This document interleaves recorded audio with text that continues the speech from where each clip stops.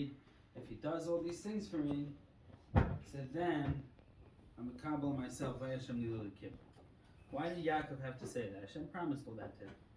So why did he have to? What was his concern that Hashem wouldn't give it to him? So the Ramban says because he was afraid that he might do an avera. So Pashup Pshat is that if you do an avera, he's not deserving anymore of Hashem's bracha. But Rav Schwab wants to say a different pshat. He says that the pshat is that a person, when he has hatzlacha in life, is the nature of a person is that he gets very proud of himself. He feels that what? He takes the credit. Yeah, he takes the credit, right? Not when things go bad, when things go well, it's all about him. He did it. He's great at this. He has good luck. He has whatever it may be. And that's a risk. That's a risk of a person having hatzlacha. The pasuk says that vayishma Yeshua and vayivat, that when Klal Yisrael becomes fat, so to speak, there's a risk that they could rebel against Hashem. Because when a person has a success, so he's koichi baitzim yodi, he thinks that everything he does is from him. And he forgets that really everything is Hashem. And he has no shaykhis, and he's just doing the motions, but really it has nothing to do with him, and it's all from Hashem. So Yaakov Avinu was afraid, Shem Yigram Achet, that he might fall into this aver also.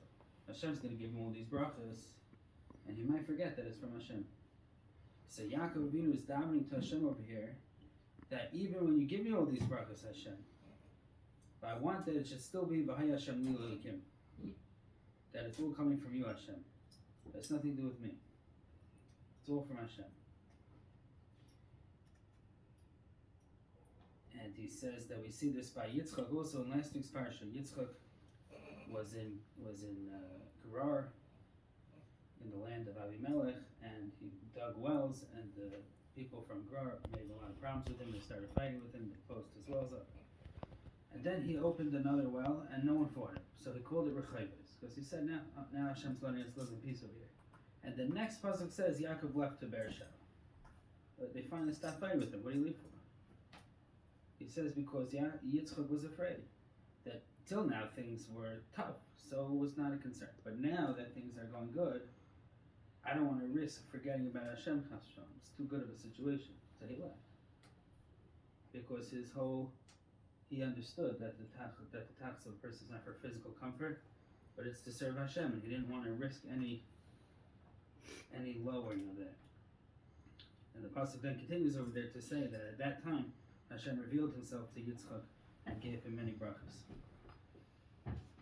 This is something that we see a lot in Sefer Bereshit, specifically all over the Torah, specifically by the Avos.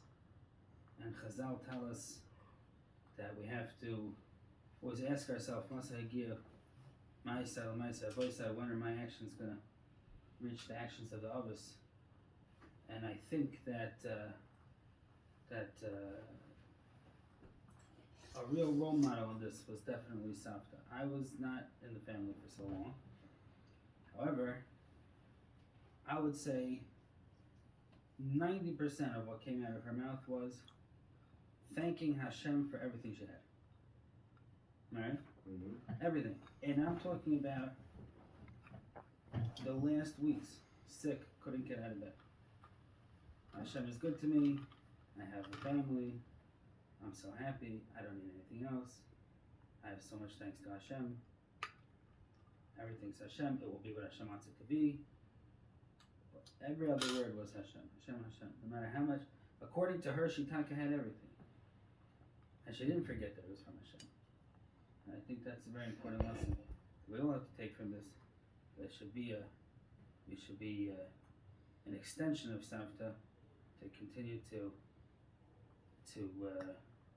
perpetuate her memory, and not only her memory, but the children, the grandchildren, all the dayers are all one chain from the parents. So Savta is still here with all of us, and every one of us, and we have to try emulate the midas, let's have to remember that everything's from Hashem. We should all have a nechama, and we should all be zeicher to Mashiach, the Myriam. Amen.